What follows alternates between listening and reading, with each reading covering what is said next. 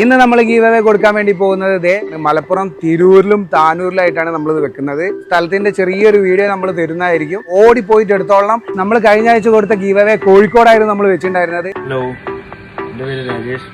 കോഴിക്കോട് തന്നെയാണ് സ്ഥലം. ഞാൻ ആ 3 ഗിഫ്റ്റും ആ ഒറ്റ പോക്കിൽ തന്നെ എടുത്തു. ഇതാണ് 3 3 എൻ്റെ കയ്യിൽ തന്നെ ഉണ്ട്. ഇത് എവിടെ വെച്ചെന്നുള്ള സ്ഥലം നിങ്ങൾക്ക് മനസ്സിലായിട്ടുണ്ടെങ്കിൽ ഉടനെ പോയി എടുത്തോളാം.